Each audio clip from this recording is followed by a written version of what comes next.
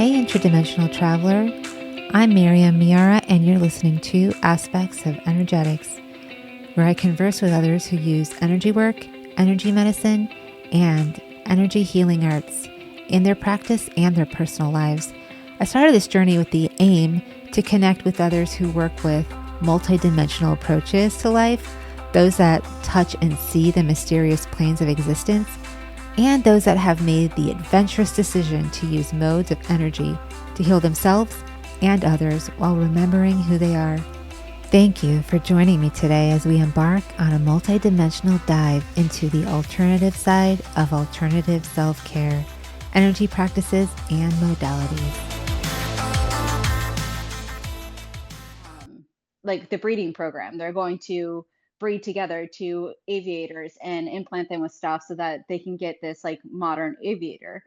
Well, because one, people will latch onto that and go, oh, that's true and authentic. That is the breeding programs, right? That is exactly what they do. These things where, yes, you can pull them out at any part, right? You can be pulled out by somebody who knows how to disconnect you from that program and completely separate you because there is a difference.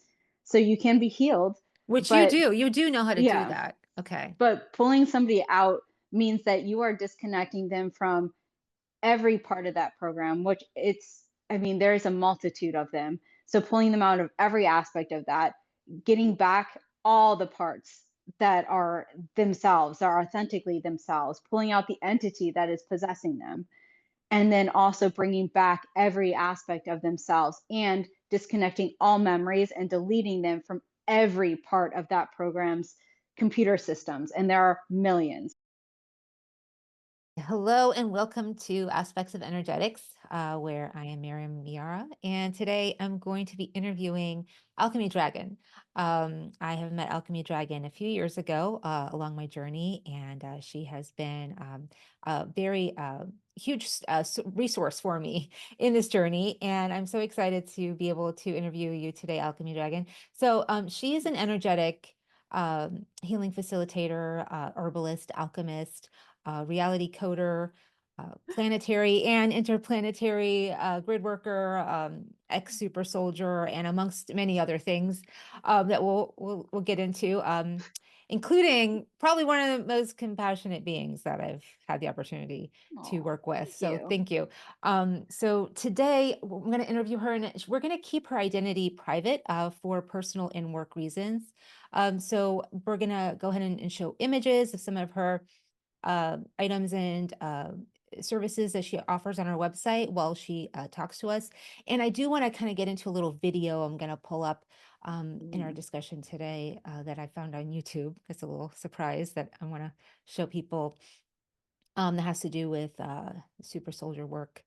But I guess with that jumping off point, I guess would you like to kind of begin with a little bit of your background, like how you came upon this, this type of work you do, energetic work, or the soldier programs, that kind of thing? Anything you want to start off with in that regard? Yeah, I mean, I'm not sure about getting into how I started the energetic work. I think that was just a natural progression for a lot of things, merely from the aspect of having to just healing myself. Like it didn't from whatever, right? It's always nice to be able to offer that kind of service to other people who are in the same boat, right?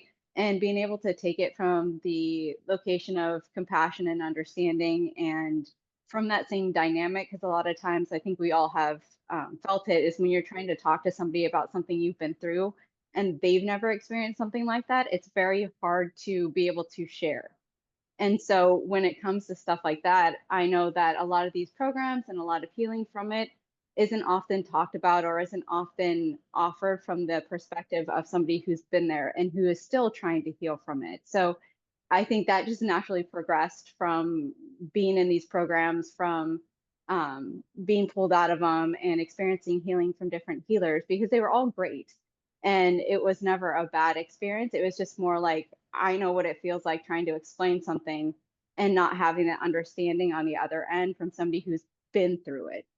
And so it's easier to talk to people who have been. And so for stuff like this, like some of the other programs that are out there, like the the sexual breeding programs, especially for people who have never been part of that, it's harder for them to talk about it because people just kind of presume, oh, so it's kind of like this. And you're just like, well, no, it's completely different. And it's things like that. And that's kind of where this came from of offering the healing and stuff like that, was just to offer that voice and to offer that platform that people could come to, knowing that I have been in the same place and I know what it feels like from that perspective, but also from a perspective of partially healing through it, right? And what it feels like to go on that journey, because it's not always easy for anybody, no matter what they're healing from.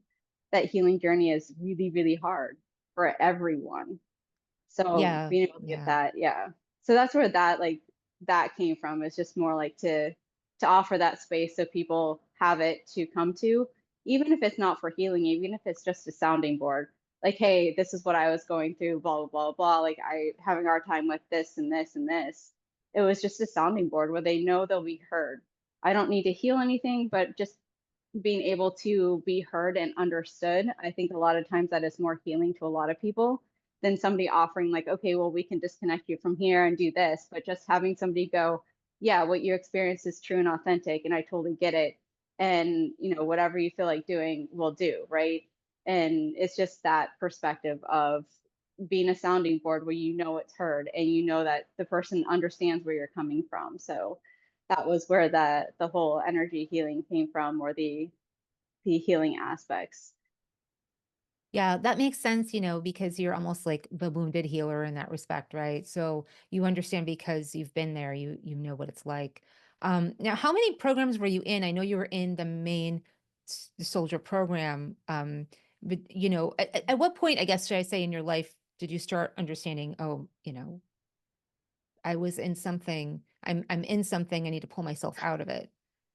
Well, I mean, the funny part is like it was a very long, long time. I know I can't remember like when in my life I started the healing journey, but it was basically I found something online of, oh, what was it? It was like a Reiki class or something, right? And I was like, oh, this sounds interesting. It sounds like something that's kind of cool. I was like, why not try it? And so that was like the jumping off point. And it was through there that I met different people, and specifically met Chas, who was the one who, long time into this, like, I mean, it was like 6 years before we got to that point where we both could understand and she was able to bring in what I was part of. But the hard part is with things like the program, because there's very few like the program. So the program is normally colloquially what people who are part of the super soldier program call it. MK Ultra is not a thing. And for a lot of people, they know it as MK Ultra, but what that ends up being is, somebody is still part of the program and still active and still drawing people in when they use MK Ultra, because that is basically kind of like a trigger point where people are like, oh, listen to this person, they're talking about this program, and it pulls somebody in. So most people who have been part of the program Wow. or the super soldier program, they call it the program or something along the lines, or they define it by what they know it to be. Meaning, like, every person has some sort of home base and language in which they normally functioned. And so it's that language of the program that they'll call it. I just say the program because that's what I've always known it as, and that's colloquially what a lot of super soldiers know it as. Okay, it's Um, the program, like yeah, the program. And then that's exactly, that's aside from the other programs that are out there, like the exactly. medical sexual breeding program, that kind of Exactly, stuff. which Okay. makes it so weird because you're like, that is so broad, but it's just because that's colloquially what super soldiers would call it. Like it's just the common background, or a common name, right? Now there's 50 billion different names. I'm sure like every program has so many different things, but that is normally colloquially what people know it as, because MK Ultra would just define that the person was still part of the program, trying to draw you in, or in some way trying to attach you into that program. So that's why when I see online people are talking about MK Ultra, I'm like, oh yeah, skip. Sorry. Okay. Um, but yeah, so it was a long time into my healing journey before that happened, because with the program itself, because they have full possession of the person. And by that, I mean there are very, very few programs. I think running on Earth, there are only 3 currently that have full possession of a human being, meaning that your soul, or what humans consider a soul, your soul is actually controlled and possessed. Like there is actually another entity within your soul. So you are 2 souls in one body. And so that entity actually has full control of absolutely everything that that person is. They have control of how you perceive reality, what you look like, what you sound like, how you walk, how you talk, like everything you could imagine, what you remember, how you perceive things. Like everything is controlled by that entity. And there are very few programs that do that. But because of that, it makes it very hard to heal or get to that point where you can, because they have full control of what comes in and what goes out. So I can remember so many times in which I would go in for healing sessions with, different healers and stuff, but I could never remember what happened once I got into my car and left, because they Mm, would just delete everything from it. And even if, like, most healers, as you well know, will say like, "Oh yeah, if you have any questions, feel free to contact me." I would never remember that part, never remember to contact them. But I would always have something in me that goes, "Hey, you need to make another session." But I could never remember what happened in the last one. So mm. it was kind of like where the body was really fighting with like which one of us is going to be in control. I can at least control that I can make another session, but I just can't control what I keep. And so it's just one of the weirdest things, because I don't know how many times I was told that I was part of this program specifically, and I couldn't remember it until like years later. And then it finally stuck. For whatever reason, I was healed enough that I could hold on to that concept. And that's when it started becoming easier to heal out of it. But it still didn't happen until years later, when I was like, dude, I'm done. We're finished with this. We're done. I'm being pulled out. Like we're just done. So I mean, in total, I think it was like 10 years of healing, 10, 11 years of healing before I completely got pulled out of just that program. Okay. So whenever you would hear the words program and that kind of thing and being a soldier, like did it just kind of pass you by, or was it something that was triggering you? Did you feel like there's some truth to it before you It woke up kind of, I guess, to the next level? I Mm. think it was just one of those things where it's just like, oh, okay, interesting. Bye. Like it Okay. had Yeah. no relevance, right? Just Right. like there are some things that people talk to you about where you're just like, oh, that's interesting, but it has no relevance to me. So it goes to the wayside, right? Like totally cool, totally awesome, fantastic, and it goes on, right? And I think Yeah. that's how it was for a long time, is that somebody would, state it, or even state, I can tell you're a part of it. You might want to look it up. And then I'd be like, okay, I definitely will. And then like right after the session, it would all be gone. There's no memory of it, no concept I need to look something up, nothing. Even if at that time it felt very real, like, oh shit, like, oh, I need to look this up, it would just go. And the funny part is I could talk to somebody about it. It's like, oh, I can remember this and I can remember that. But once the session was over, it all just disappeared. Okay. Okay. And then when you say the session, did you mean like different energy healing sessions you'd get from other Yeah. healers? Okay. Yeah, so it was kind of odd, and that's what makes it so hard sometimes. I mean, with any healing, it's difficult, but with this one, it's just very hard, because they will say the entity that possesses you, because it's different for every person. The entity that possesses you will stay quiet. They will stay unnoticed, unrecognized, and just allow things to go, because they know they have full control, so they can actually just completely redo everything that was healed. And there's no harm for you going into healing.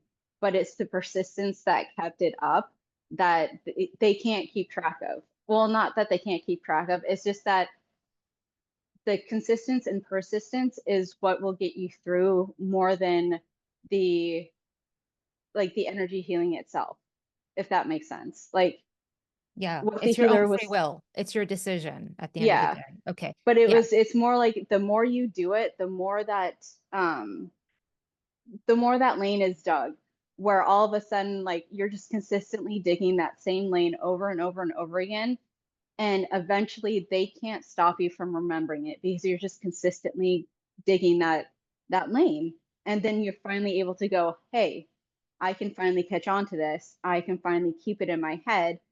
And then it becomes like this, like I can remember, like it's just like chaos in your system, where you're just like, holy crud, this is what's going on.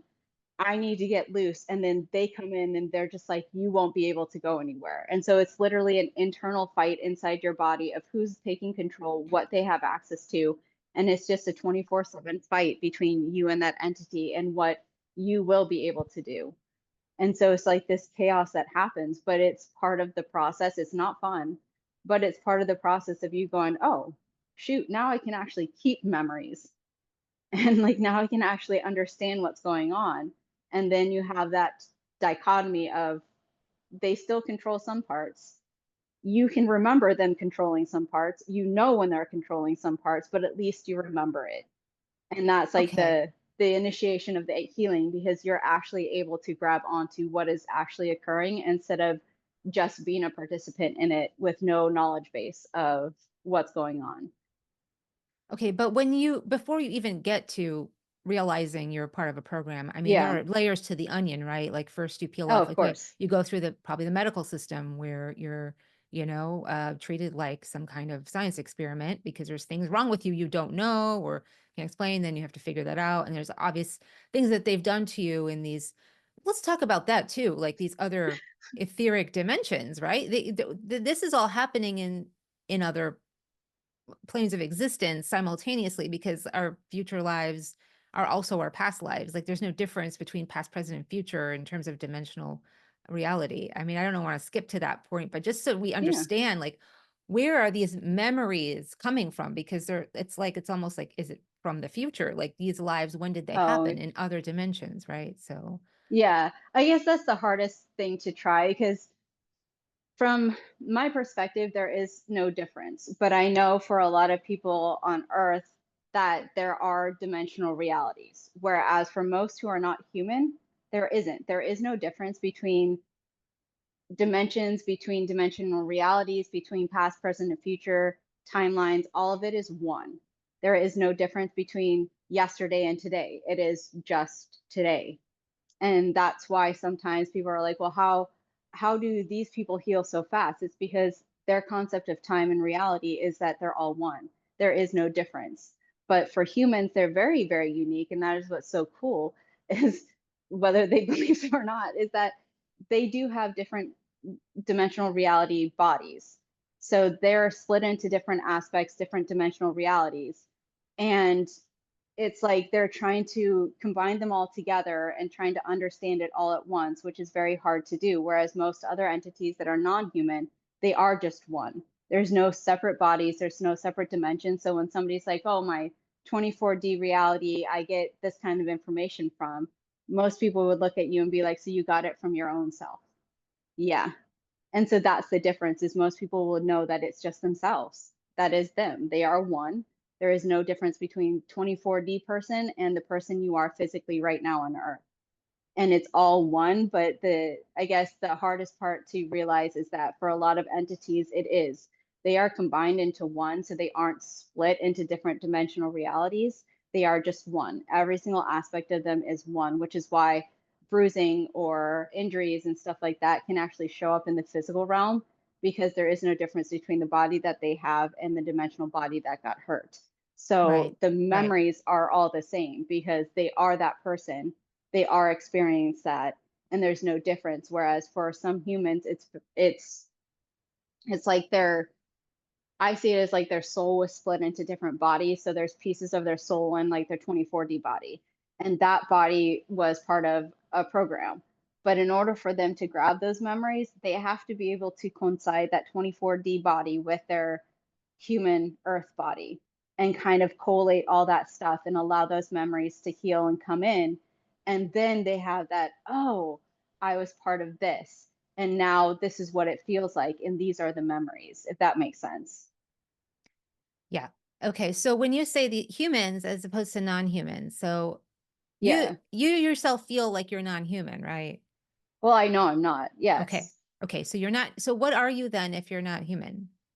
Do you get this I guess the question? best description is, I guess the best that I can do is entity because that is the best description of it. Just somebody who is not from human dynamics and not from the galactic or not from the Andromeda or Milky Way galaxy or Earth. I have never once been on Earth as a human being. Every single time I was here, it was via the program. And the program mostly takes entities that are non-human, meaning they aren't actually human beings. They are entities from different galaxies, different universes, because it's a galactic and universal program first before it's Earth-based. Mm-hmm. Okay. So essentially, do you think you were created and made? No, Okay. luckily enough, I have almost all my memories. And no, I guess I was born the same, well, not the same way, but I was born like humans were. I just wasn't born on Earth. Okay. And then did you walk in or embody this human body Uh, you walk around in at some point? Is this a or is this are we going on to a tangent here?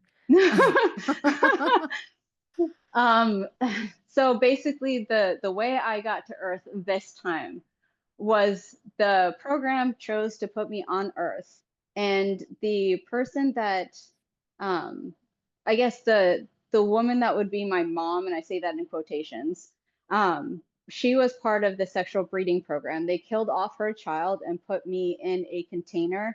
So the funny part is they're just like, well, we need something to house my system in that it can't break out of, that it's stuck within the dynamics. So there's like, we'll just create like a like egg sort of thing, and then there's like, well, that doesn't make sense because if a human has an egg, that's gonna have issues, right? Like, okay, so then we'll create a fake body, and then this woman can give birth to the fake body. So my body was purely AI created, and Mhm. it was like I was given birth, but it was more the fact that yes, the same process happened, but it wasn't in the same way. So they created a body which can house the piece of my soul because they only have part of it. The other part of my soul that they tore apart is where I normally live. Um, but yeah, this piece of my soul they put into a AI container that could hold it and that I couldn't get out of. And then they had the poor woman, they killed off her child and had me born instead. And Okay. that's Do how you I think got you had a here. do you think you had some kind of contract with that child? Do you know? No, I never Okay. knew that child. No. Okay. It was, I mean, as much as it's easier to state, like, oh, like there was an agreement. No, sometimes shitty things happen. And that was one Okay. of them. Well, I mean, it is true. Well, if you think about it, everybody wants this like peaceful, like, oh, there was a contract, the kid understood, this is what was supposed to happen. But no, sometimes shitty things happen. Hmm. And that was one of them. I mean, for both the mom and the kid, that's not Okay. something, like there's no excuse that can make it better. It was just shitty. Like this is, but they don't care because there's nothing in their perception when these entities do that. They don't care Yeah. because all people are to them are experiments. They don't care Yeah. if it's hurting or if it's something that they're gonna have to live with for the rest of their life. They don't care. They're just like, yeah, so what? We killed off the child, okay? Like Yeah. with no other thought form. And unfortunately, sometimes that just happens and there's nothing that makes it better. And that's what sucks is, yeah, entities do shitty things. Yeah. And that's something, because you do have a super soldier class on your Yes. website and it's available to everyone. And I mean everyone, Hmm. because you even have codes on there for discounts if people can't afford the full price, Yes. because you want to make it available to anyone who needs it. You do get into some of this stuff where, Hmm. yeah, it's sometimes it's just shitty. Like we can get past Yeah. this false light, like everything's planned and everything's orchestrated, divinely. But at the same time, it doesn't negate the fact that these horrific things happen. So, Yeah. and then we do have to heal from some of that trauma as Yeah. a Agreed. species, as a collective, Yeah. so I mean, that's a whole nother probably topic and podcast is how much trauma we're dealing from collectively and how much just Oh gets my God. projected onto our relationships and our parents, but it's actually Oh like Jesus. Yeah. interdimensional multi lifetimes. So like, that's a whole nother topic, but yeah, there's a lot of trauma there to heal from these events and these experiences. So that's gonna be on there. I'm gonna put that in with Oh, the link perfect. to all Yeah. that stuff and all of my the links to everything I put out. So yeah, with that, at this point, because you also have a lot of your backstory in there and a lot of your experiences in Yeah. there for anyone who's more interested in it, which is fascinating. The class is very fascinating. I think I've listened to it like 3 times. I don't know, but Yeah. And Well, I'm so, glad. I'm still waiting for your coding class, which I is know. I'm very fascinated with too, because so this is how this is what you use to heal in your healing work is you use coding, which Yes. I find to be extremely fascinating, in of itself, because it's so, because anyone who's watched The Matrix, obviously, we understand, it's out there, it works. And then there's this whole concept of a light, like a light wave, right? Light comes, like light is seen in waves, but when we micro focus on it, you see the particles. So, and then, there's this whole idea of when we set our mind into these multi-conscious, abilities to see, we can actually see coding within the light waves because there's actual coding within light. So, that's all, they're fascinating. I think we're all like just starting to see that as being real, like we Yeah. really are being coded. Wow. And then as we get more and more integrated into this AI world, we see, oh, okay, it's just becoming commonplace to use coding. But you do use coding, and Mhm. you want to talk a little bit about that, how you came upon it, like what do you do with it, anything you want to talk about? Yeah. Because So, I mean, the basic concept behind coding is I think people um, get enthralled into the idea of like your like computers, right? Computers run off of all sorts of different coding from, HTML to C++ to Python, whatever it is, whatever you like to use to code. But honestly, in reality, coding is just a way for somebody to interpret and understand it. That's it. At its base, that is it. Some people, it makes a whole lot of sense. They're like, oh, yeah, that's totally how my brain understands reality. And that's the way mine does. That's just why it works so well for me and why I understand things a lot better with it. Not because it's more powerful, not because it's better. It's just that's the way I interpret reality. That's what's real for me. That's how I understand it. Whereas some people understand it through light waves, which is another form of coding, right? Or light language. It's just another form of coding. It's just a way for a person to understand reality. That's it. That's all these things are. And so when you break it down, you're just like, yeah, when you talk to people who use like light language, there are various different light languages, and each one can do a variety of different things. And to some people, they're like, yeah, when I hear this type of light language, I know that it came from this dimension and I can do X, Y, and Z with it. Coding for me is the same way. The way I see reality is that it's just coding, it's just information pieced together to create whatever reality there is. And when you start taking down code, you can read, and anybody who writes code knows this, you have to know the proper way to put it together to make it do what you want. So when you break down the code, you can tell what you are doing. Is there a repeat? Is there certain things that you want to do? So for me, that's how I think that's just how I view it. Like, okay, well, this tree, I can see that it's a tree. I can see that from the coding that it's an elm tree. Well, what is in there? Okay, well, I can see that the dirt is nitrogen and it's probably shouldn't have that much in it. And so I mean, like, it's breaking down every single piece of that coding to see, okay, well, this branch is infected. What is it infected with? Oh, well, this coding says that it's infected with like an apple borer. And so it's just things like that, but it's the same way where people will look at somebody and go, yeah, I can tell by the vibrations that this person has X, Y, and Z. No different. It's just I understand things that way because that just makes sense to my brain. And so that's that's all so it is. cool. Yeah. It's so cool. I mean, it's fascinating because I used to study coding a long time Yeah. ago, because I was very fascinated with it.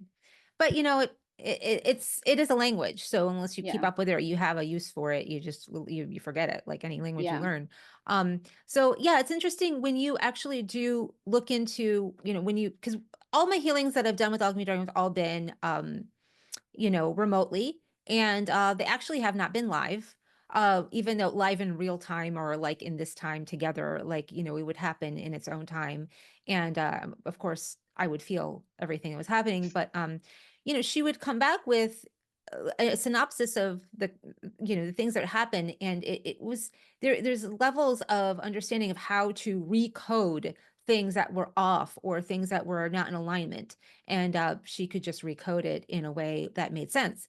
Like, the tea I've bought from you, No. like you put the black tea in there and you code it so the tannins are taken out, or code it so that the green tea does not have the much caffeine. And it's so fascinating because, like, from an outside perspective, like, well, is that real? How is that even happening?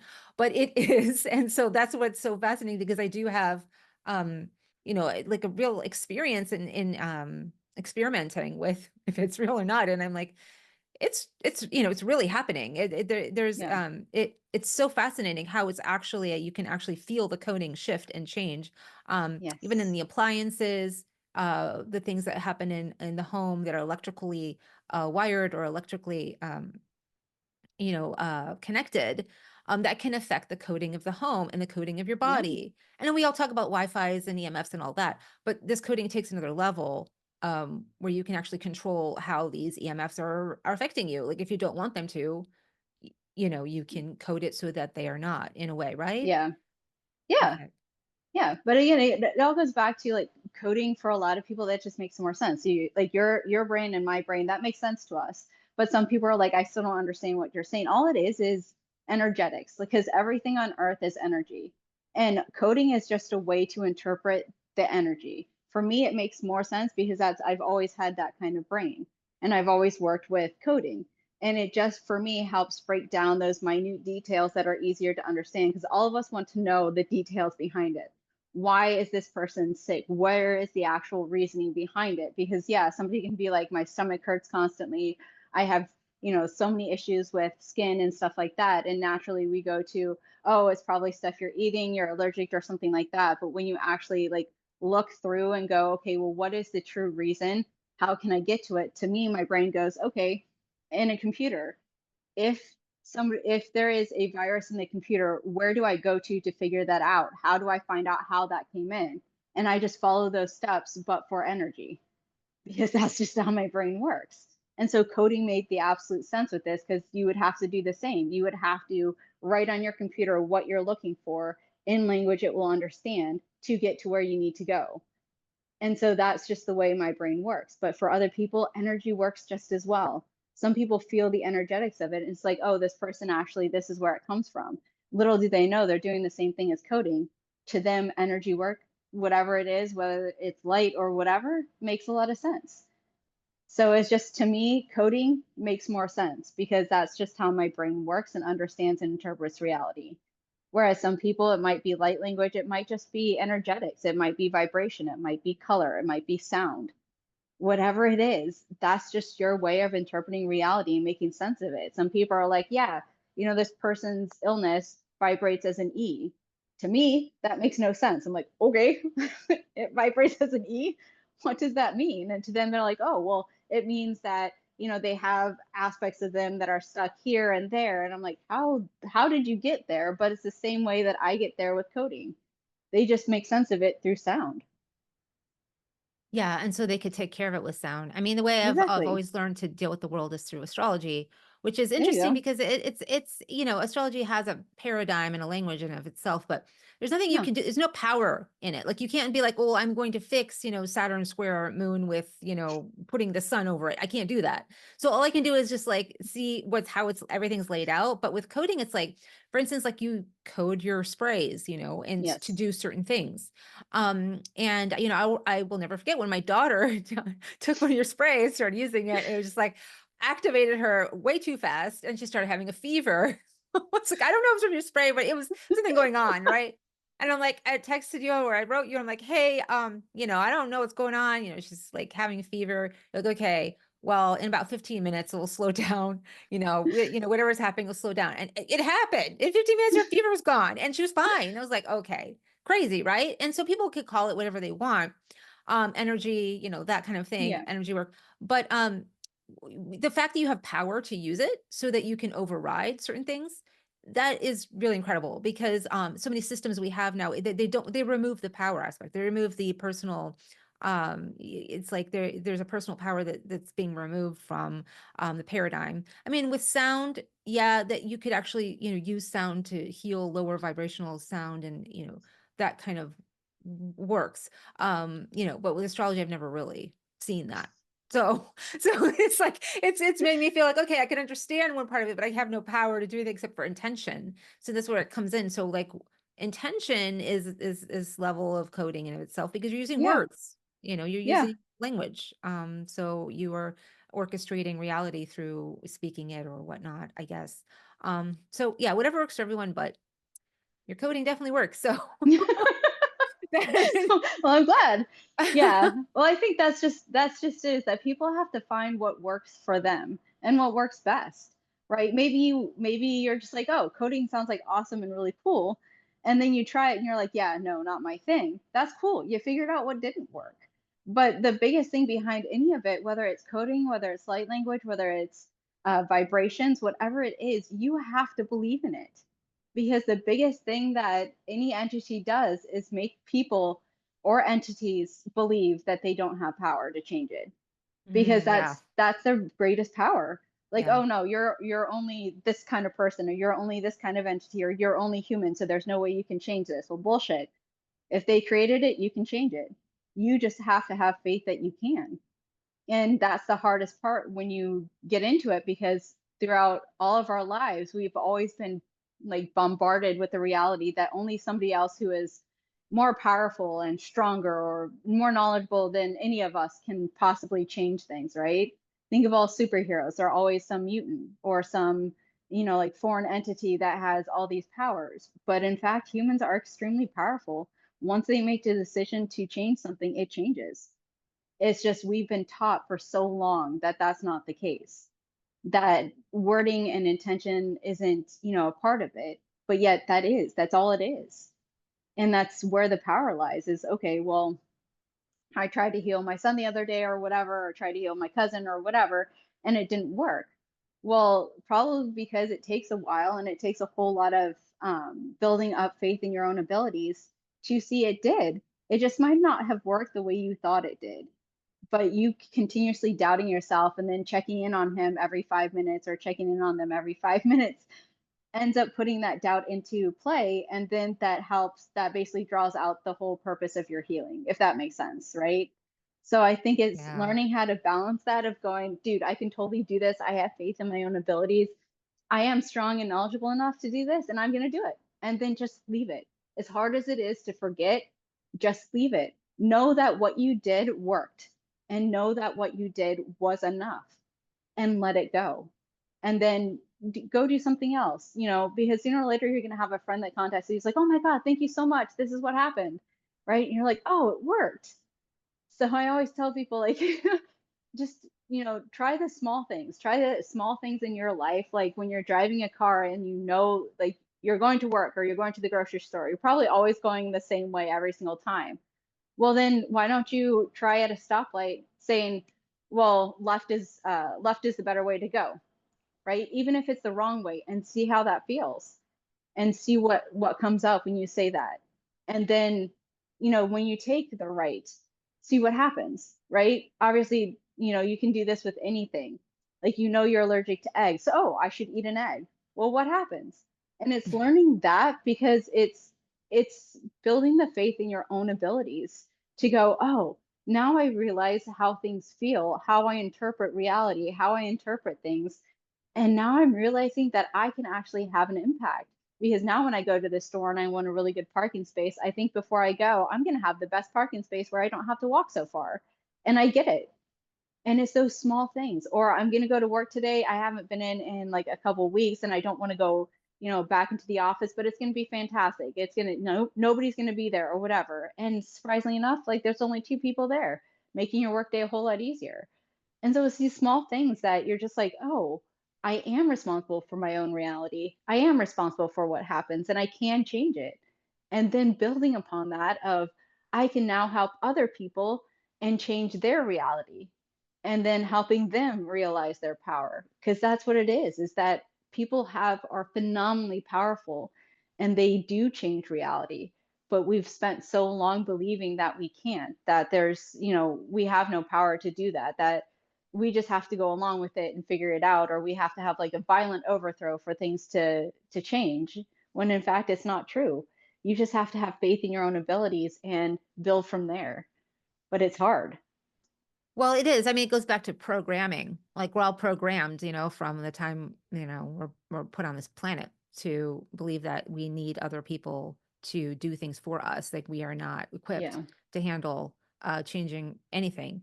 And Yes. we have to, rely on others, which is, in of itself, it's understandable to start to build interdependence in our reality. But yeah, this is a fine line here too. We're saying where we can construct a reality, because like we have to be careful not to want to control reality either, and then have faith that there is a orchestrated reality that's happening that is it is kind of sometimes for a higher purpose. And especially when we're not fully aware and awake of our full scope of our multidimensionality, we can forget to see that there's probably aspects of ourself in other dimensions as a human, saying that is orchestrating reality in such a way because it is best for me. So there is a fine line here of having faith in that, but then being in an uncomfortable situation, but seeing, how it is benefiting not just, myself, but everyone involved, but, also learning when to pull out of that and learning when to be stronger in the moment. So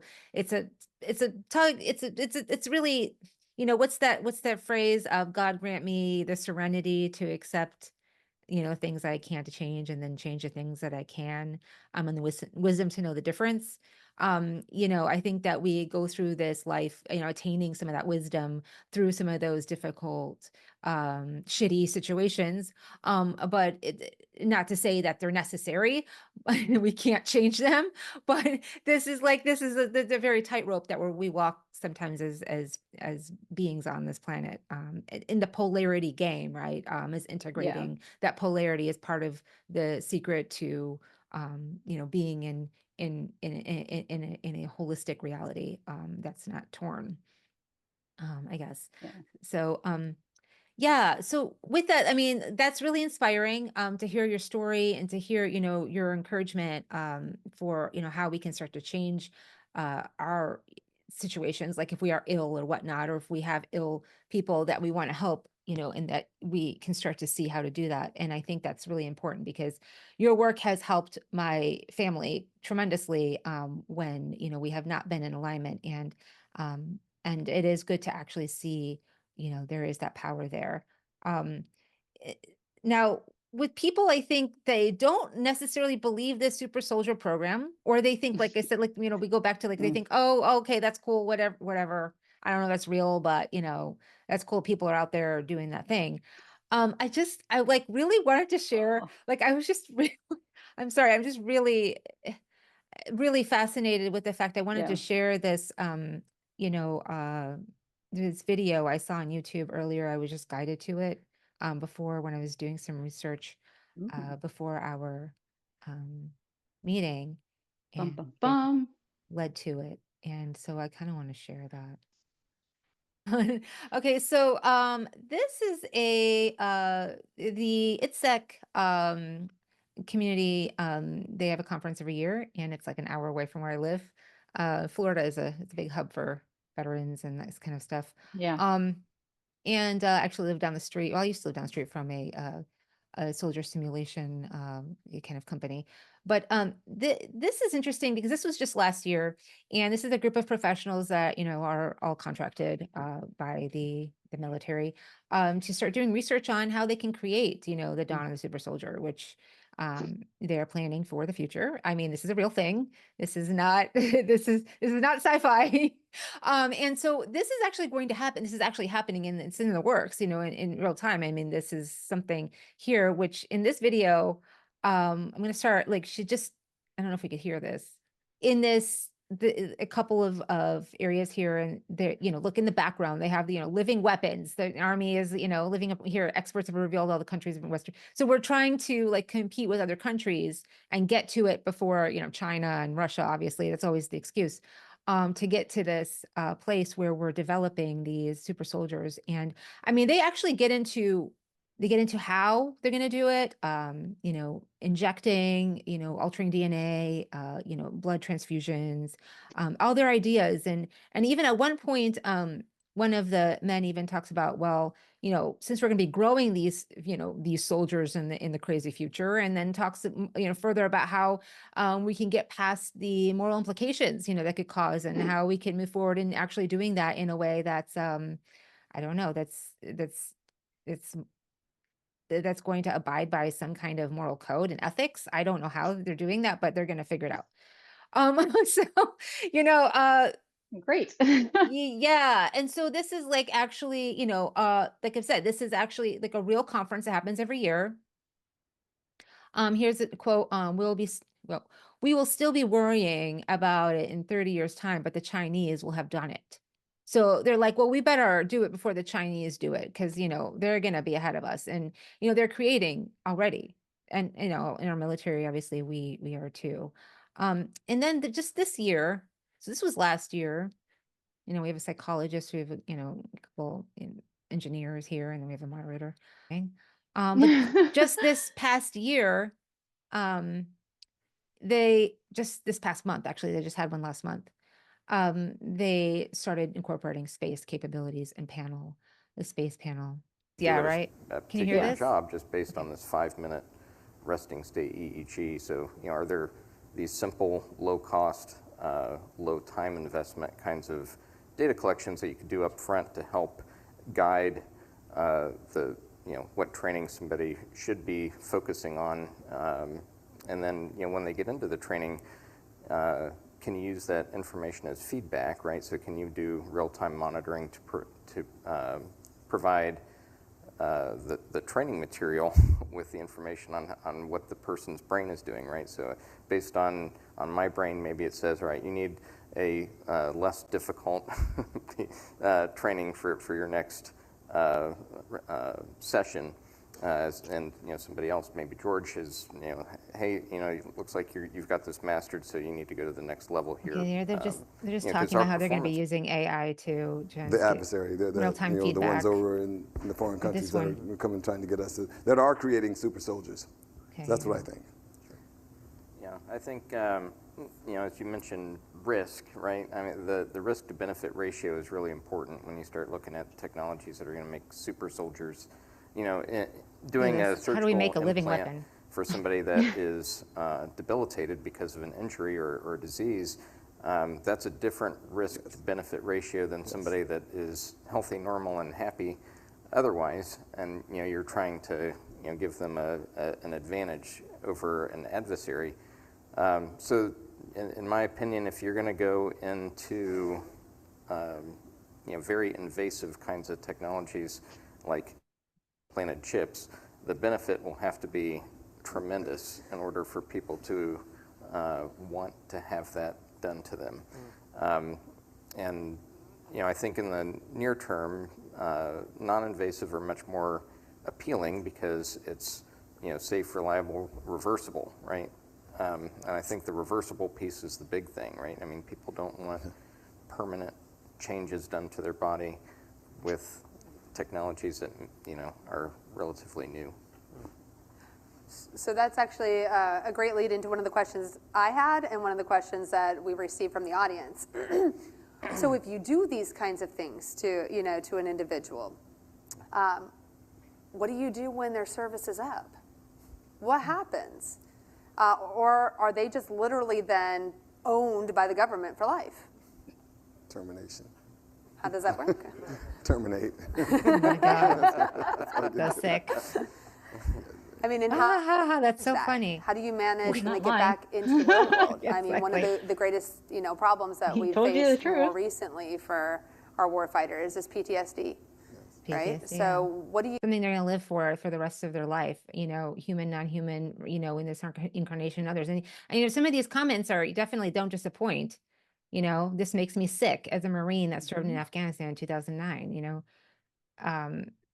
sorcerers of death construction, war pigs, super soldiers have existed since the 1960s at least, and then people, they see this. They're going to be, are you kidding me? Already are. Like that people are not dumb. Yeah. This conversation is surreal. It really is. Like they're putting this out here. This is ITSEC. Like this is, this is, military contractors. They're actually, putting it out here for us to see that it's real. Sexually Well, they happening. put out what they want you to know, which means that what is behind it is what they're hiding. They're just letting you know stuff that's not going to do them any harm to put out. But what it does is, as you saw in all the comments, people are like, oh my God, this is so sick. And then people go searching for that, completely forgetting the fact that this program has existed. They do exist. And people will then ignore the commentary of they've already been experimenting on people for a long time, not even just for military purposes, but for other. So when you see stuff like this, like my first thought is, okay, well, what else are they hiding? Why are they telling us this now? We've already known about it. So why are they telling this now? What are they hiding, or what is behind it? Or what else are they building on top of this that they don't want us to focus on? What is it that we are then ignoring once we focus on this that they don't want us to have any sort of intelligence on? Yeah. And so that's because, again, they won't release something they don't want you to have. So they will release exactly what they want you to focus on so that you forget about other stuff that's going on, whether that is political change or political climate or rules or regulations that are going through or something like that. There is something else behind it that they don't want you to focus on. So they're giving you stuff that people will just zone in on, focus on it, and ignore everything else around it. Well, as it could be, yes, a decoy, as a lot of information. I mean, this isn't very popular. It only has 2.5K subscribers and only 14K views. But in another, regard, with the law of the universe is you must, be transparent with what you're doing, one way or the other. So you'll always see these entities, anything, that's coming from any kind of, lower dimensional beings, they have to disclose what they're They doing. don't have to.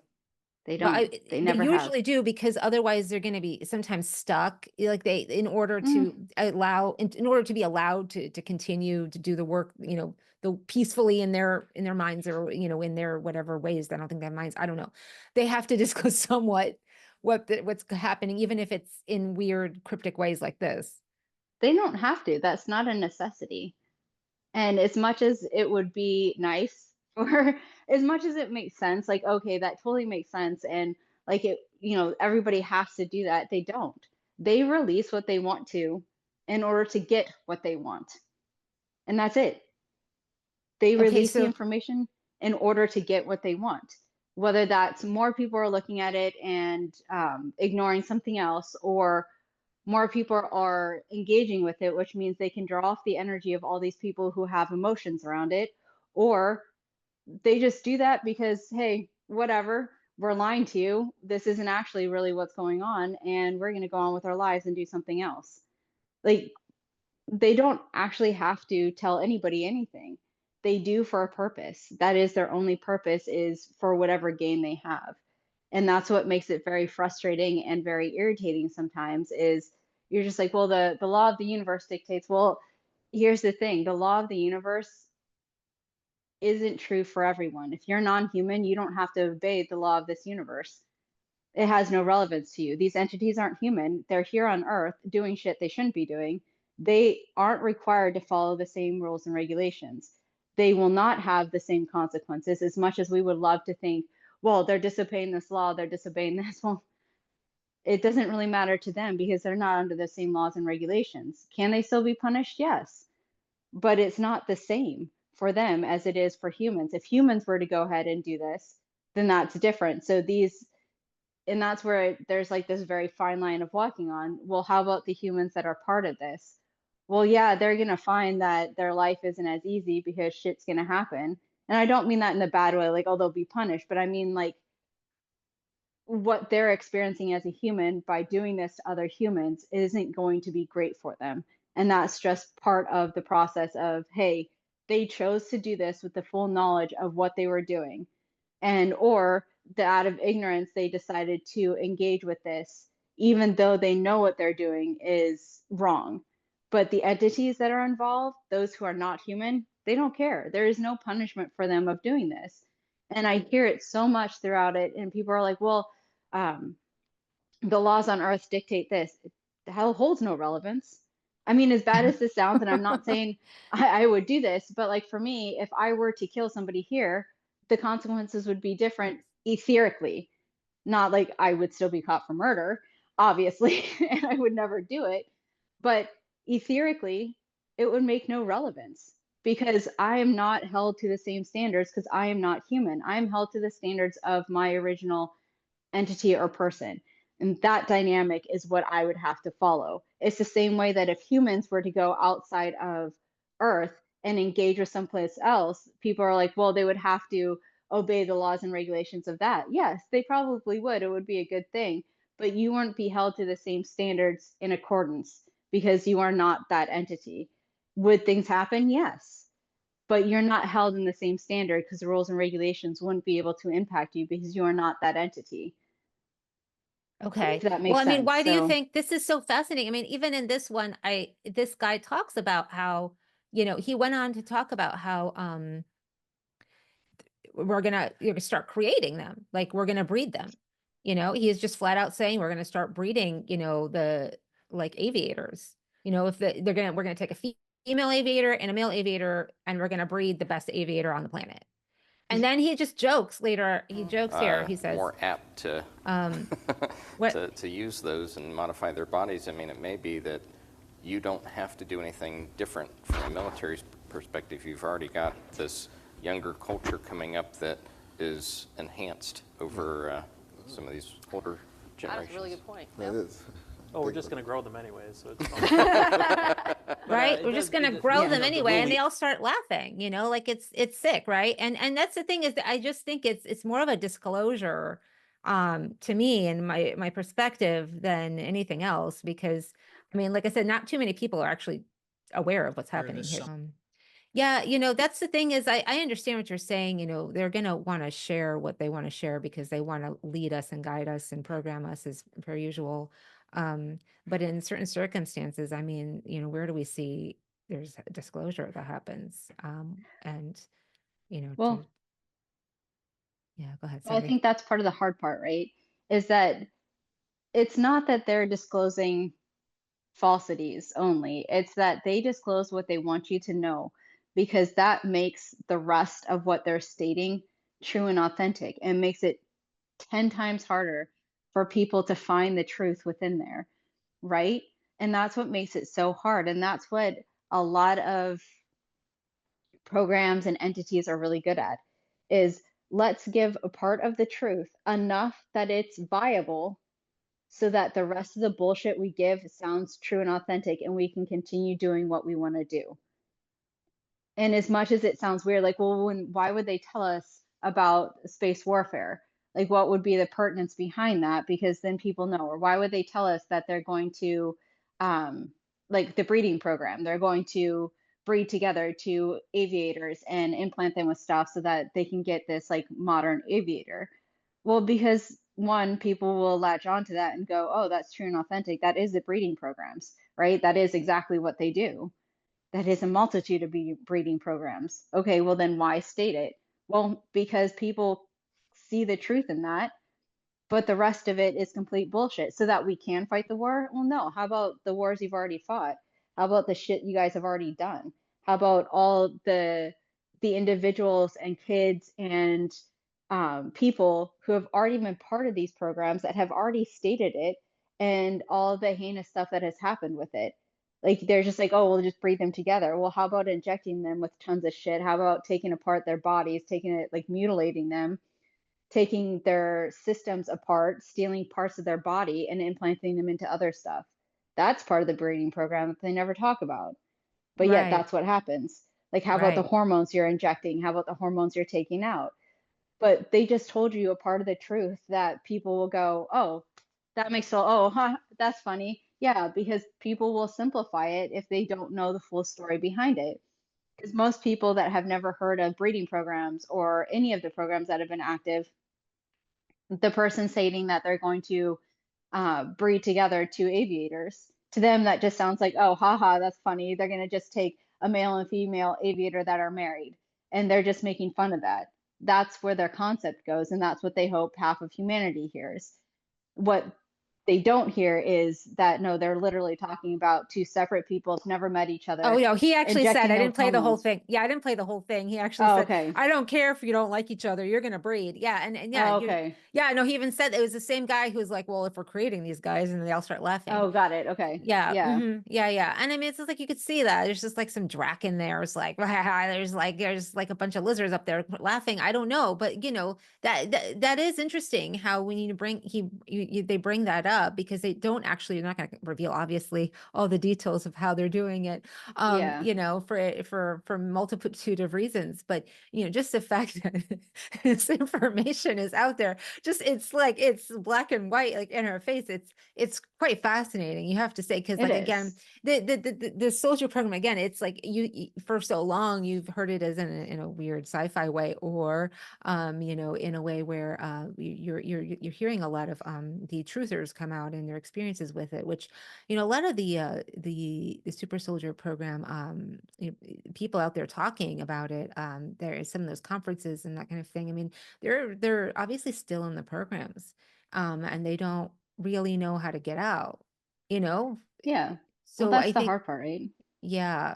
And you could see that when I went to a conference from the Journey to Truth conference, like a couple of years ago, you could tell, like, wow, all these people are like, they still seem like they're very much in this program, and that they're talking about, and they still have these dreams and they still have these experiences in there. But and they're bringing back their memories slowly. But yeah, when you witness that, I mean, what would be your, you know, your advice to some people that are, you know, feeling like they're still in this program? Like, how do they even begin to get out? Is it just to will it, to want to?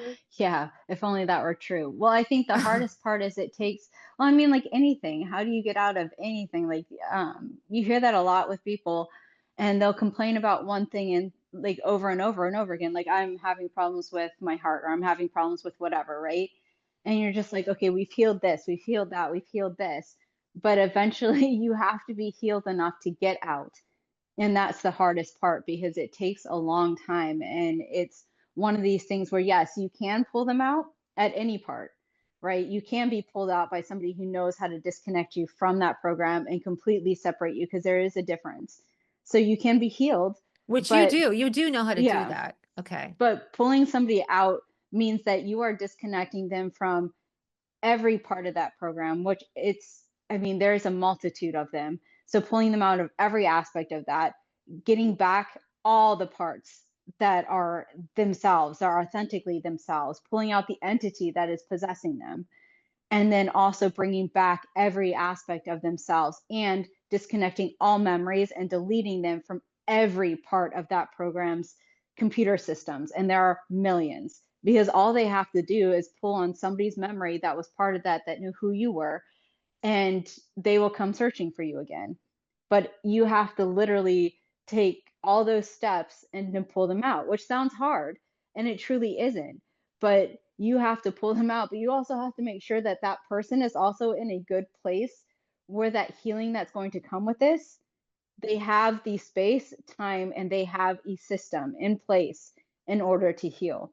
Because if you Yeah. were to pull somebody out and then just drop them and be like, oh, you're healed, you're out of the program, well, all of a sudden, all these memories are going to come in. All of a sudden, all this stuff from what happened to them, what they've been through, what they've been part of, what has happened, come through. Well, if you don't have a support system in place, or somebody that can help heal you, or somebody who understands it, then you're putting them in a far worse position than if you had left them in, which sounds bad. Like, yeah, but in the program, they're, you know, it's harmful and stuff. Yes, it is.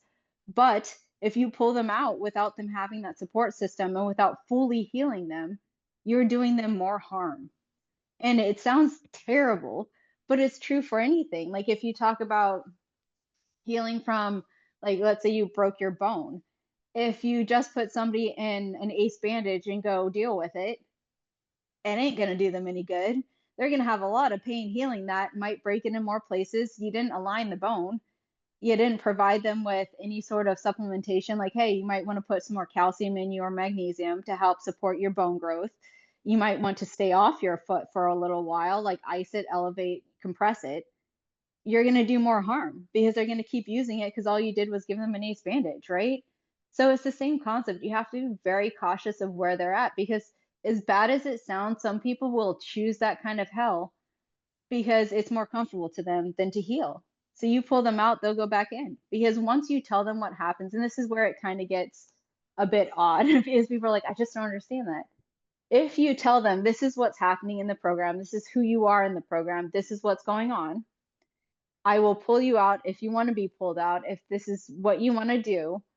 And they're like, yeah, I totally want to. But then they decide to go back on their own. There's nothing you can do about that. Then you can repeatedly pull them out. But if they keep making the decision to go back in, then it becomes harder. So a lot of times it comes to this point where you're just like, okay, do you want to stay in? And funny enough, when you ask that question, they will give you an honest answer. And it will authentically, like, you can tell when it actually comes from them, when it comes to the entity possessing them. Like, they're like, yeah, I want to, because they don't care. And some people don't. Like, they make that decision, like, I didn't want to be in this for the long, cool, I'll pull you out. But you have to be able to be there for them and be like, okay, well, here are some great healers you can talk to. Mind you, you're gonna have a lot of memories that come through that are going to invade reality, right? Because that happens a lot. Whether it's sounds, people, conversations, smells, it's going to permeate your body. Dreams. Yep. Yeah, big one. And those things overtake you. Yeah. Like, that's happened to me a lot. Like, it happened to me a long time. Even now, it still does. Like, memories will come through at the oddest time, and it just overwhelms your system. And you're just like, okay, I know this isn't reality right now, but it sure as hell felt like it. And it's learning to have those tools. How do you keep yourself hunkered in reality? How can you, if you have no idea what's going on, how do you figure that out? So it's things like that that the person has to have available to them in order to heal. So yeah, you can pull them out, but you want to make sure that when you do so, they have a support system, because otherwise it is very, very frustrating and hard to sustain that, because it's extremely scary going, okay, well, you told them what the program is about, you told them what has happened to them, and then all of a sudden they're having these memories of being tortured and hooked to like walls and being killed and being brought back to life. Well, hell no. Would you really want to do that if you don't have somebody you can ask questions to, like, what is going on? I had this dream last night, or I was making breakfast and this is what happened. Well, yeah, those are memories that you went through. Those are part of the program. Like, that is a part of what happened. And a lot of times going through there, this is what you can do. Find something that you love, find a movie, focus on the here and now. What were you doing before this happened, right? Give them tools. And so that even when they know that this stuff might come through or might happen, they have the tools available for them to take advantage of that and to be able to heal from it, because it's a long journey, and it's not a one-time deal and you're done with it and you're all of a sudden healed. Like with anything, it can take years and years of healing in order to, be fully healed. And most of the time, these people who have been part of any program have been in it for a lot longer than they thought. So it's going to take many, many years of healing to get through it. Yeah, But yeah, sometimes thousands of years, right? In terms yeah, of quantum yeah, quantum life, quantum reality. yeah. Yeah. So in this small lifetime here, it can take an entire lifetime here and maybe other lifetimes to even work through some of that. So they'd have to be ready to. And I don't think a lot of people are. Now, do you find it common that people will, as soon as they start to want to start to heal, they'll start to develop mysterious health issues and, psychosis and things like that they have to work through, but they can't explain where it's coming from? I'm not sure that comes from their desire to heal. I think Yeah, it doesn't come from it's their desire, but once the healing, once they've decided to get out of the programs, like it's like almost like the programs have them protected from, I don't know, not protected, but like veiled, almost like, what's the word when it's like they'll put like overlays or inserts on certain organs, for oh, instance, to make them work yeah, well. And then as soon as you take that reality off, which is not actually reality, right? It's a veil. It's a insert or a yeah, overlay. like a And mirror.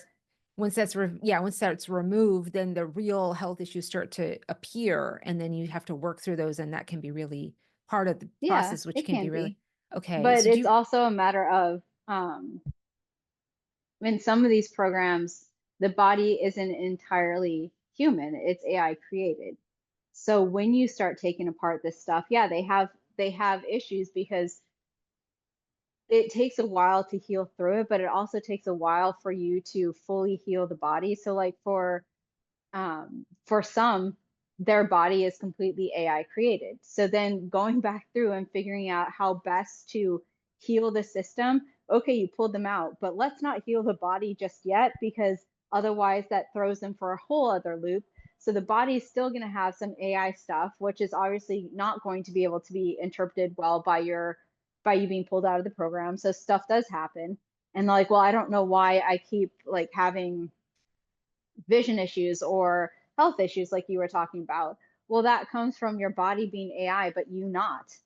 And your body's trying to find the balance. So until you get to that point where you can be healed and your AI, all the AI systems in you can be pulled out safely so that it doesn't throw your body for a loop, then you're going to have these mysterious illnesses. Some people do, some don't. Some are just like, I feel like shit. Well, yeah, yeah, probably will for a while. But some people do have mysterious illnesses or have mental health issues and stuff like that. But the mental health issues can also be from just the amount of, infiltration is not the right word, the amount of experimenting that was done and that your body needs to heal from. But there's just so many steps that go into it that you have to take step by step. And it's a hard journey, because sometimes you're just like, I'm tired of feeling this way. Well, yes, but you're also not in that safe place for us to pull the AI out of your system.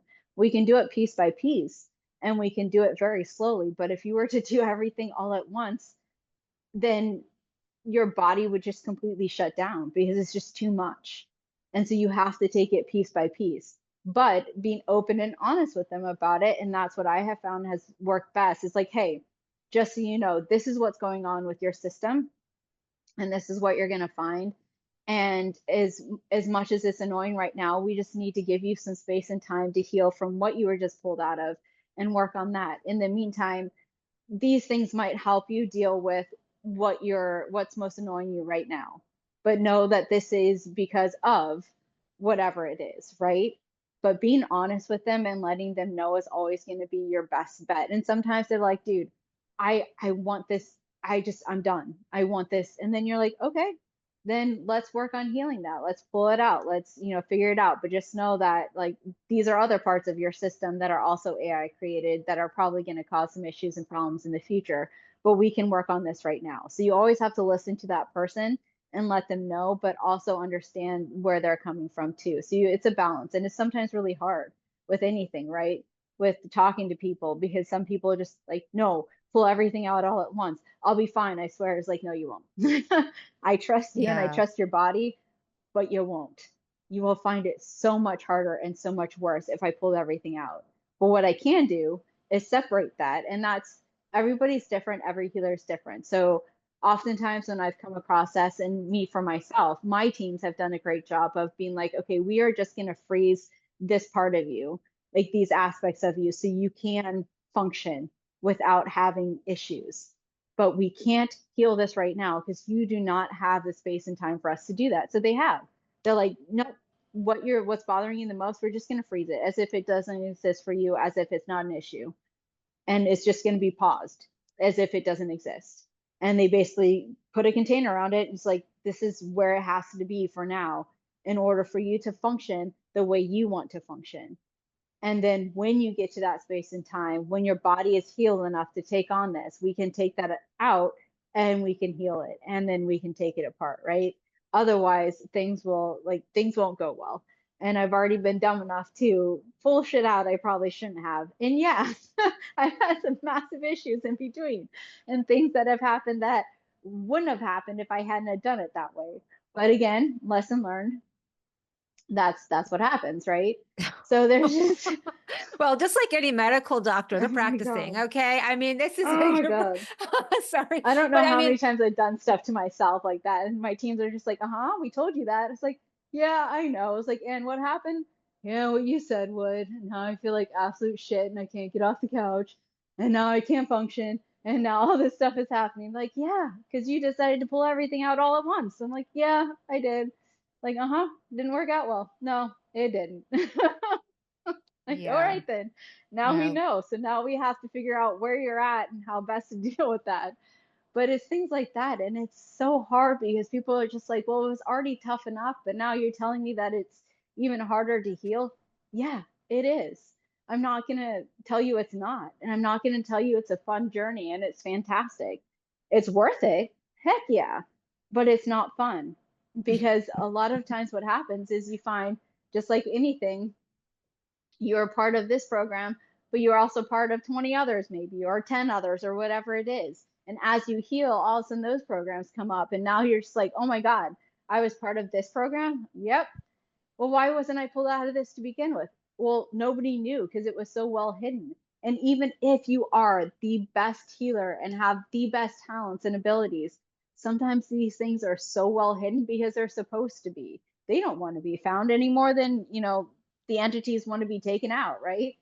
And so it's like, it's just a constant uphill battle sometimes, because you're just like, oh, I found this program, took myself out, or somebody found this program.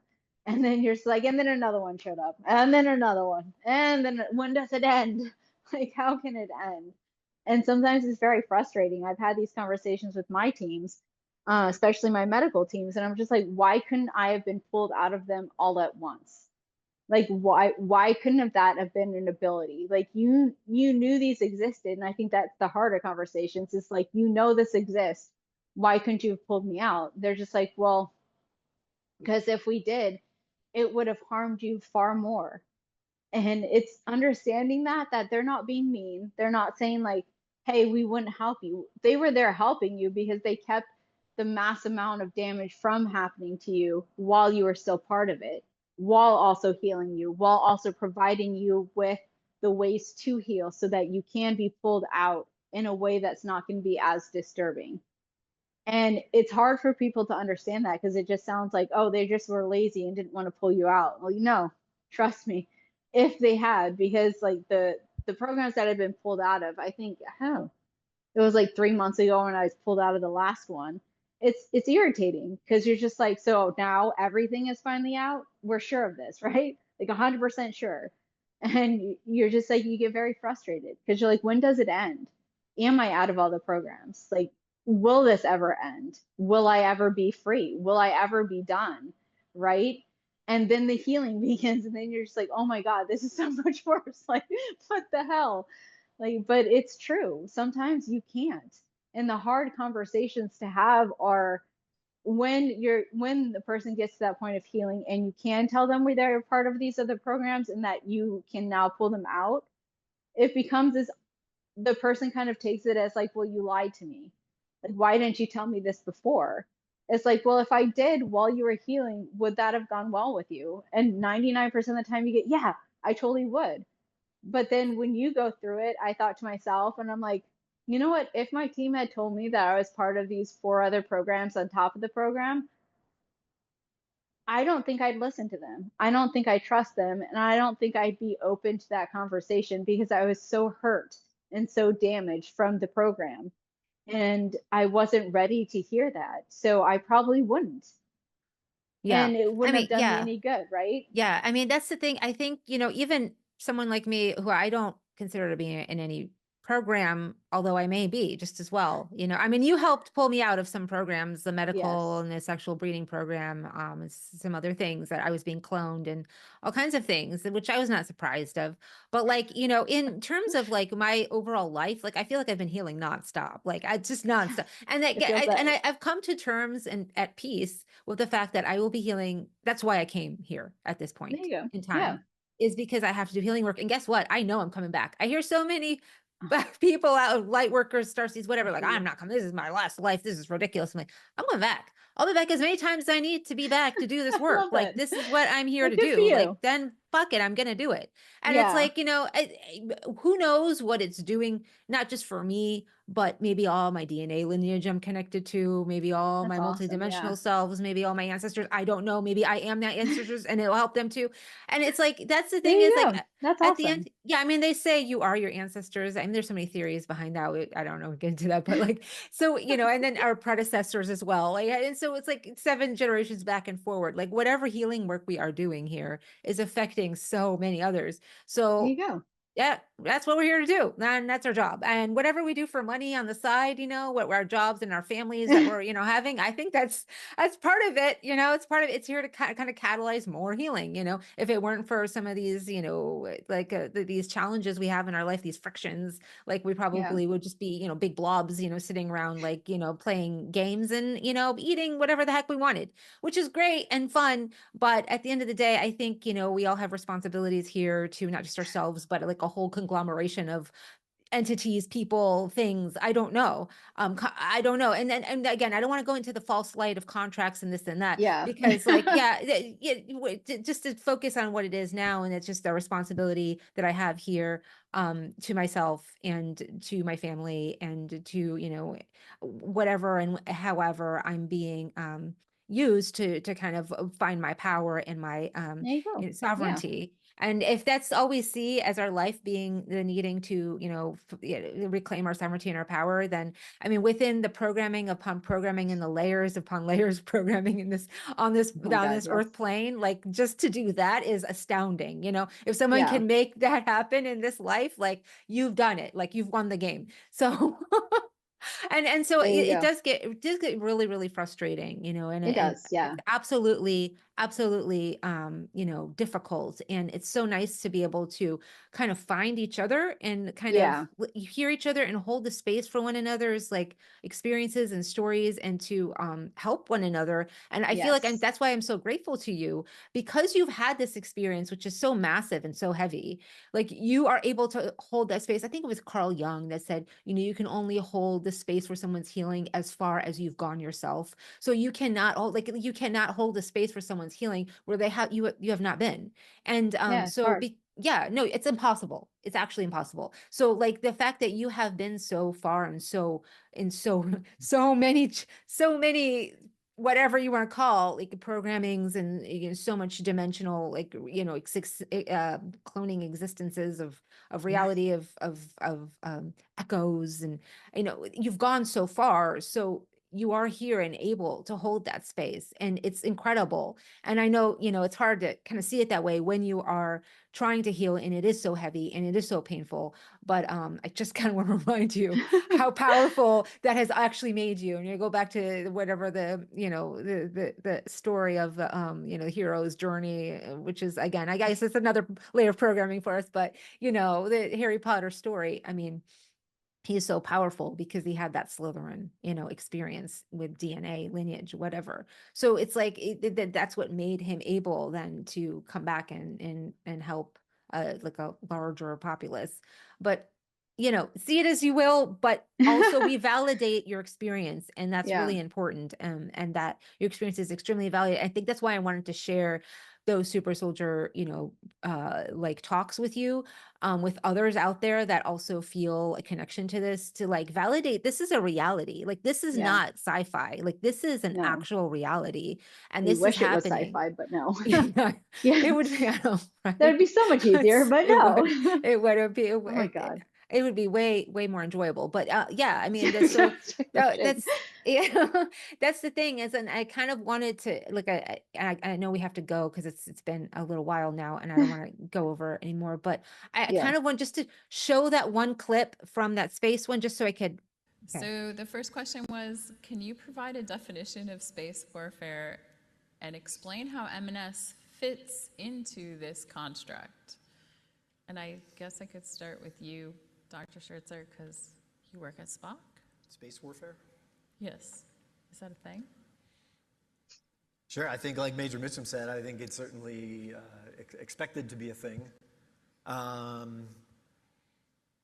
And I know that this is a broad generality, but in the way we see our components, our kind of sister field commands and components as they draft up their plans on how they're going to support Space Command and the other combatant commands, is generally speaking the space and counter space capabilities that are provided to support a prospective fight in space will likely be presented to U.S. Space Command.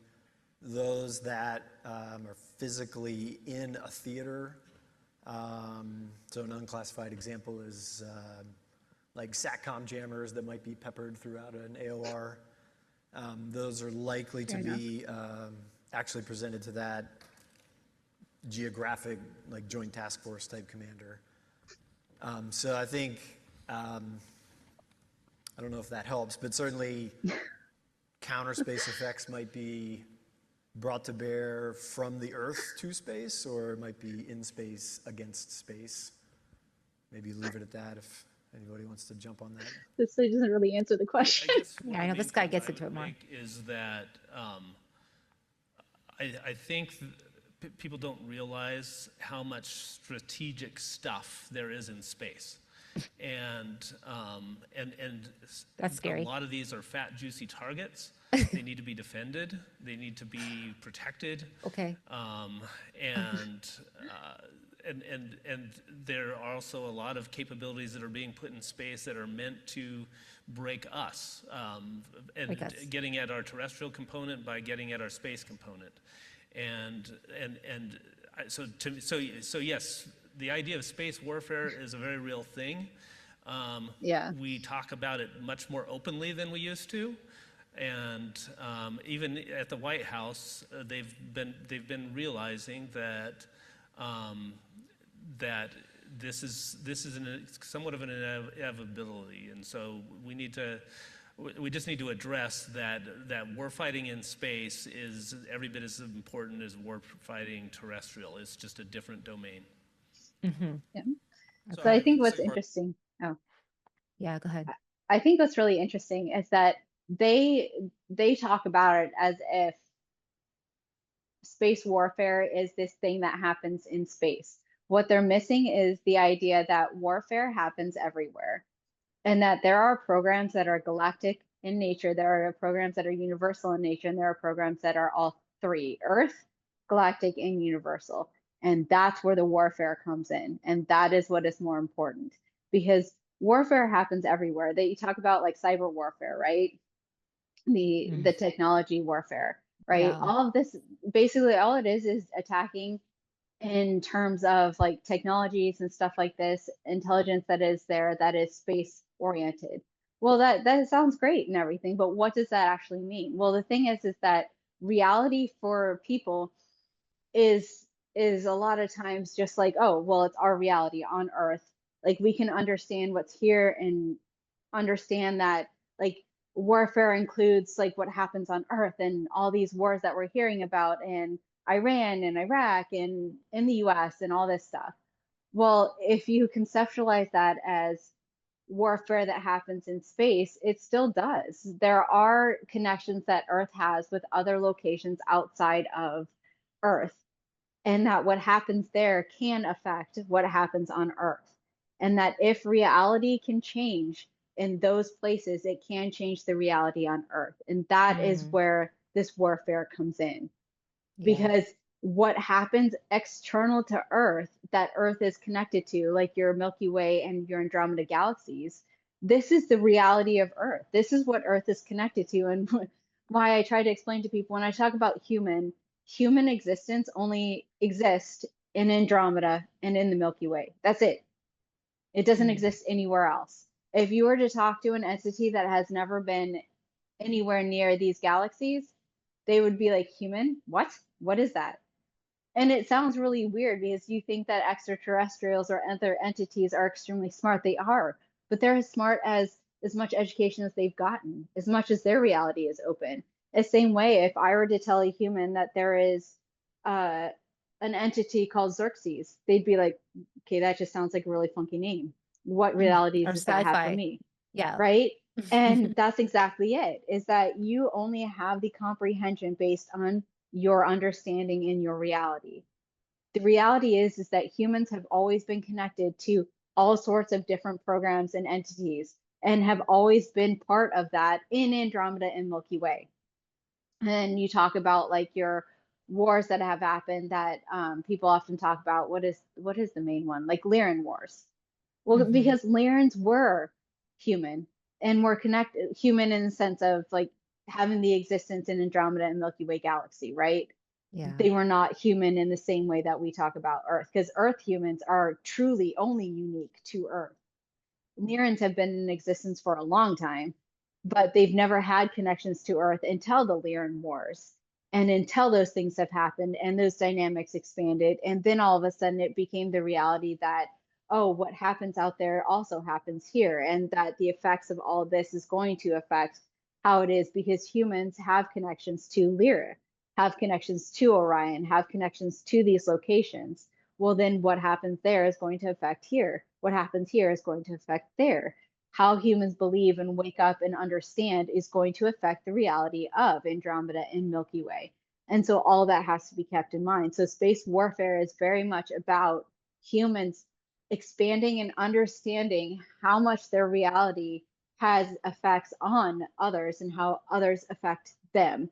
And so when you talk about things that happen, like on Umbrella Galaxy, that is still connected to Earth.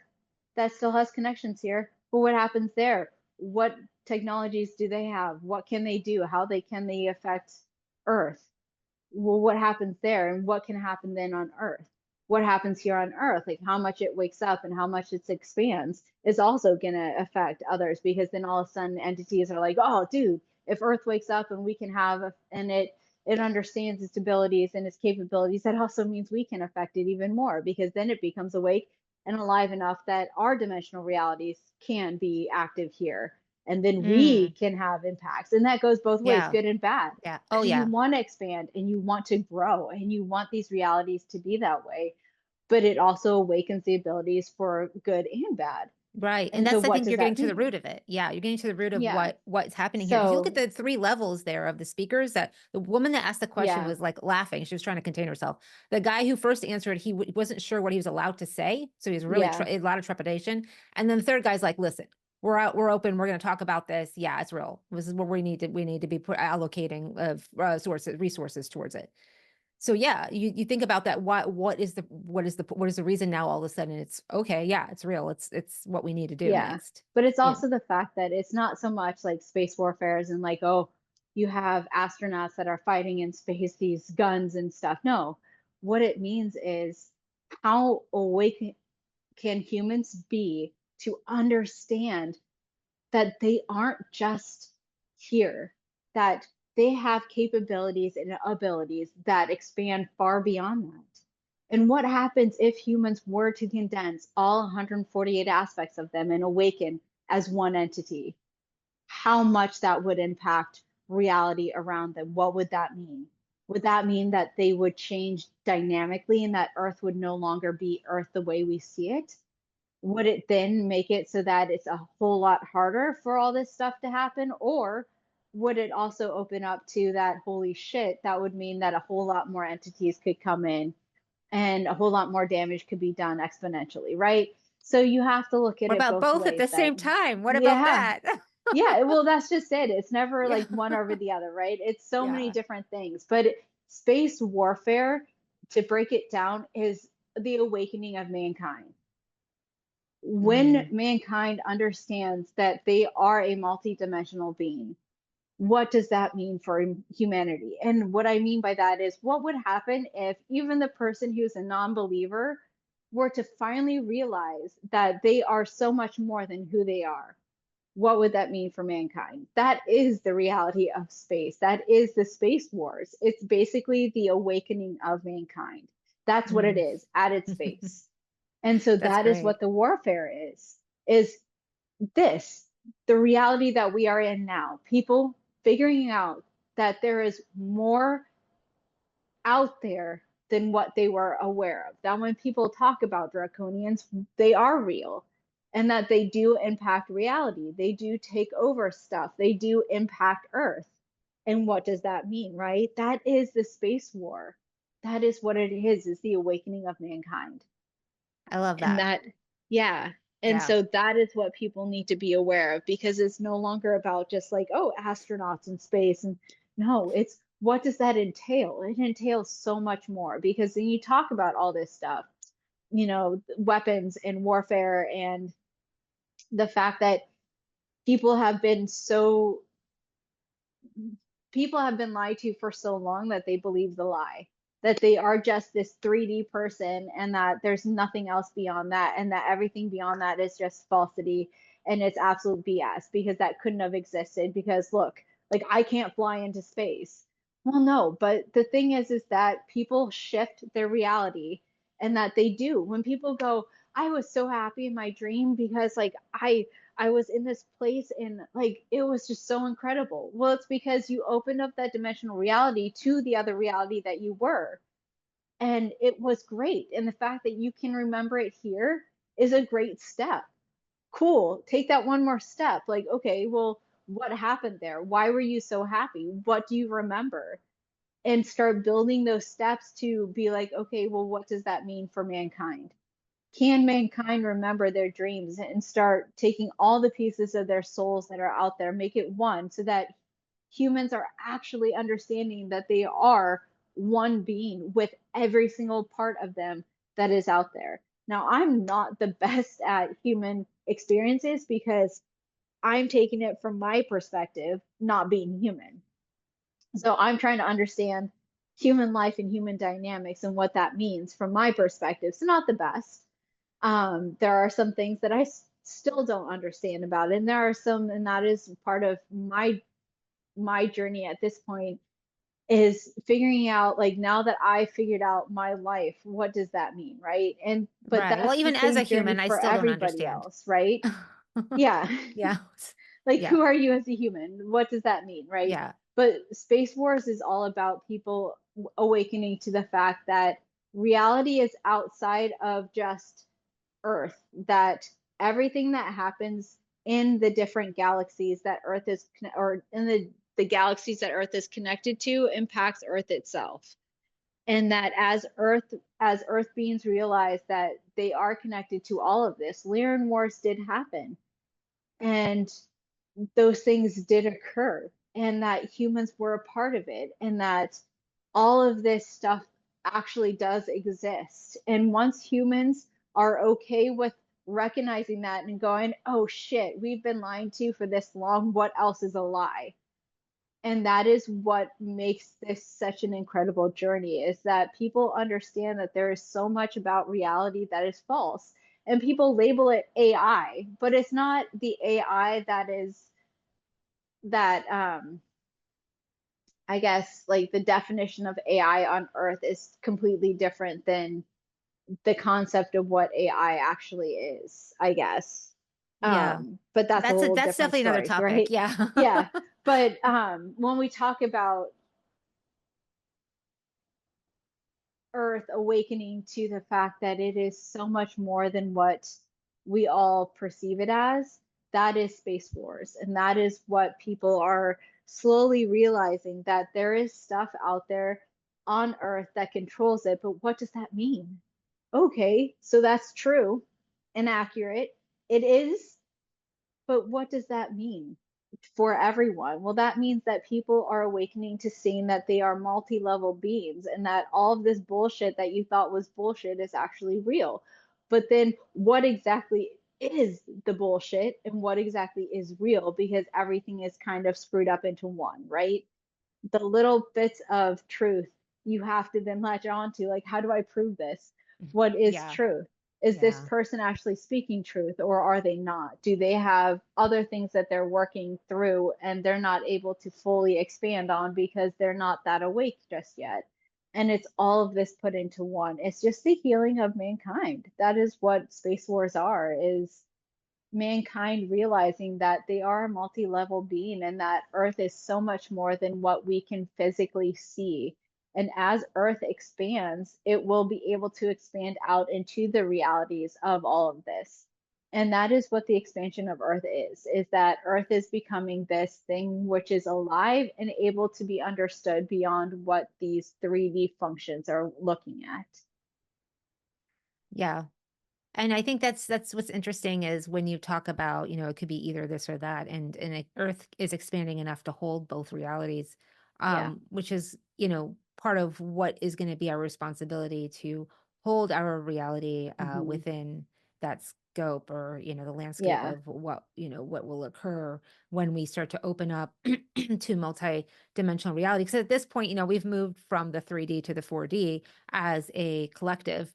So at this point, we're all coexisting in somewhat, it seems like the astral plane is very, I don't know, it's just very apparent. I don't want to get into a tangent, but I mean, yeah, it's like it's not as hidden anymore. So I don't know. It is interesting to be able to see that, how, you know, awakening to this multidimensional reality is actually happening right in front of us, you know, through Yes, through you know, through disclosure. And as much as exactly. you want to take it, you know, false or Where this stuff real. can come out, and Yeah. that it is true, and that more and more of this reality is coming out. But that also makes it so hard, because then it's a matter of, okay, yes, this is a reality, but then what is the truth in all this? What exactly is happening? What truth is out there? And what is truth to mankind and humanity? What is that truth? And what does it entail? And what is actually occurring, right? And it's hard, because then when you get into it, it's about like, hey, okay, all of us are on this journey to discovering ourselves and to figuring out who we are, what we are. We get that humanity is finally on that same wavelength. But what it also means is understanding that then the consciousness expands beyond what we could possibly ever understand. And that doesn't mean like, oh, flying cars and stuff like that. No, no, no, no. It means that Earth starts shifting so that flying cars can be a reality. And when or if Earth wants that reality, then that's pretty cool. Then Earth will shift into that reality. But it's just the fact that people understand that reality shift and change with the mass consciousness of what people want to believe in. Yeah. Yeah. That's And key. Yeah. whatever that mass consciousness is what people need to focus on, because then they understand that hijacking that mass consciousness is what entities want to do. And understanding this is the prime directive of all of this awakening. Is, hey, people, wake up to the fact that lies are lies, and that you can then start pushing that into the mass consciousness of, hey, you got to figure out how to educate people and how to figure out what is the truth and what is not. That is the mass point of all of this. How do we educate people on how to figure this out? How to make it a reality for every single individual person, so that this whole collective can start shifting into creating an Earth that is right for them, and Yeah. making Or right Earth for that way, it right? as Yeah. well, which I mean, Well, as we them become part of meaning it. like Earth reality, like Yeah. everybody on Earth, Yeah. because everybody has a different reality to follow. Whether Yeah. it's them healing, that is their reality. Other people's reality might be that they just need to figure out that there is a different truth out there than what they want to believe in. There are 5 billion different ways to live on Earth. The thing with Earth being so unique is that everything can collectively exist at the same time and in the same way at one time. And that is very unique for Earth.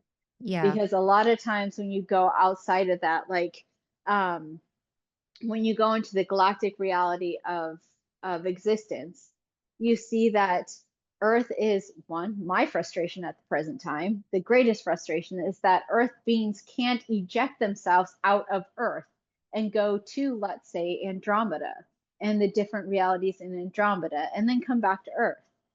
They can't. Earth beings can't do that with themselves. They can't just hop from one location to the next in the same body with the same understanding and come back. You have to die and then reincarnate into your other reality to make it real. Whereas that is a very unique thing on Earth, because for other aspects in Earth-based beings, they can easily go out of, let's say, Lyra. Lyrans can go into the like galaxy of let's say Umbrella and just go there.